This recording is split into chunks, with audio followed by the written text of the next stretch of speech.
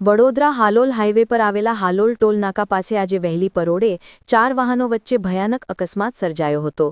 સદનસીબે આ ઘટનામાં કોઈ જ જાનહાનિ થઈ નથી, પરંતુ અકસ્માતની તીવ્રતા જોતા મોટી હોનારત ટળી હતી। મળતી માહિતી મુજબ ટોલ નાકા પર ટોલ ટેક્સ ચૂકવવા માટે ગેસના 2 ટેન્કરો ઊભા હતા। તેની પાછળ ધીમી ગતિએ એક મિની લક્ઝરી બસ લાઇનમાં ઊભી હતી। આ સમયે પાછળથી પૂરપાટ ઝડપે આવી રહેલી અરુણાચલ પ્રદેશ પાસિંગની એક લક્ઝરી બસે મિની બસને પાછળથી જોરદાર ટક્કર મારી હતી। ટક્કર એટલી ભયાનક હતી કે મિની લક્ઝરી બસ ધડાકાભેર આગળ ઊભેલા ગેસના ટેન્કર સાથે અથડાઈ હતી। આ અકસ્માતની હડફેટે બાજુમાં ઊભેલું એક હાઇડ્રો મશીન એટલે કે ટ્રક પણ આવી ગયું હતું।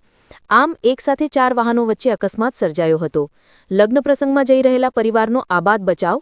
અકસ્માતનો ભોગ બનનારી મિની લક્ઝરી બસમાં મહારાષ્ટ્રના મુંબઈથી એક જ પરિવારના 20 સભ્યો સવાર હતા। તેઓ લગ્નની જાન લઈને હરિયાણાના શિરસા ગામે જઈ રહ્યા હતા। લગ્નના આનંદના માહોલ વચ્ચે અકસ્માત નડ્યો હતો। જો કે રાહતના સમાચાર એ છે કે બસમાં સવાર તમામ મુસાફરોનો આબાદ બચાવ થયો છે અને કોઈપણ મુસાફરને જાનહાનિ થઈ નથી। પોલીસે ઘટના સ્થળે પહોંચી આગળની કાર્યવાહી हाथ धरी है। अभी टोल नाका है ना, ये हाईवे 6 लेन का, तो टोल वालों ने वहाँ पे ना स्पीड ब्रेकर डाला है ना कुछ डाला हुआ है। पूरी फैमिली लेके मेरी ट्रैवलिंग कर रहा था, ये पीछे बस में देखा यहाँ पे, उसमें मेरा पीछे बच्चा सोया हुआ था। गाड़ी इतनी स्पीड में आती है, टोल नाका रहने के बाद जो टोल पे आके खड़ी गाड़ी रहती है पीछे जो ब्रेक नहीं लगते ना के गाड़ियों के ऊपर ये हो जाता है उनका।